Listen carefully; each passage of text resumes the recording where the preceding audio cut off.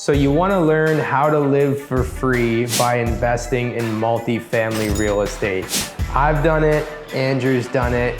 This is probably the best investment you'll ever make. It's the best investment I ever made. We've invested in single family homes, we've invested in multiplexes, all this stuff. But when I was younger, I got a duplex. I purchased this duplex and I rented the downstairs and I lived upstairs, which allowed me to actually live for free because the tenant downstairs was paying the mortgage. And the beautiful thing about this is it helped me save a lot of money so I could invest that into more real estate. I personally think this is the best way to start off as a real estate investor or even just a way to live. So, Daniel is a high-class man because, some people go and they live in the basement and then they rent out the upstairs so they can get that extra income. But you see, Daniel, man, the standard is he needs to live upstairs, right? See, so for some of us other people, we lived in the basement units, right? So we can get by. And it just depends on how much you're really trying to squeeze out of that rental income to make your living affordable. See, depending on what you were taught and how you're trying to go about it, my mom was the one who got me into real estate, and she always used to say, when you buy property, try to buy 3 units minimum. The first unit pays for your mortgage, the second unit pays for the bills, and the third unit is profit. So in my case, that third unit paid for me to rent someplace else. I was still renting a basement apartment, but it effectively made it so that my savings went way up when I went to work. That's awesome. So your mom helped you do that. My dad was the one that influenced me to do that. So it's pretty cool. It's something that we think will help accelerate you big time. Paying for a mortgage, paying for the utilities, paying for all the property expenses and everything, especially nowadays with the house prices, can get pretty crazy. Now, if you are a first-time home buyer or this is even your first investment, the good thing is you're also gonna be able to acquire a home like this at 5% down.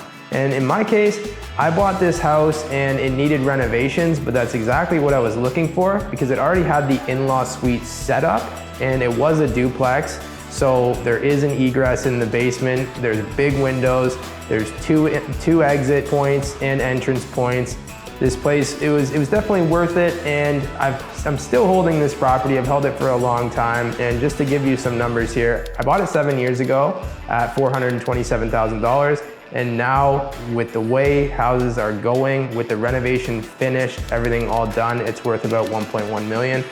Definitely a great investment, and now I'm in a situation where I can actually refinance some of the property if I want to help me buy another property, but I can rent this out, create cash flow. There's a lot of good options that you can do here. Yeah, now just because sometimes when we tell people these stories and we say we bought this property years ago at such and such a price, people think, well, I've missed the boat and I can't get on anymore. If you bought the property at that price, it was so cheap, obviously these numbers worked out. But just so you know, even then, people were saying the exact same thing. I've missed the boat, the properties are too expensive now, I can't get in. There's a lot of things that you have to keep in mind. There's economies of scale in the real estate market. There is the natural flow of things, which essentially means basically there's a lot of things to consider. Even though properties are more expensive right now, rents have gone up and interest rates have gone down for mortgages. So it actually does make it so that if you did buy a duplex, you are getting a little more rental income and your mortgage is a little cheaper, which kind of offsets the fact that the properties are more expensive, because what you're considering here is we're talking about cash flow, we're talking about your daily living. We're not talking about,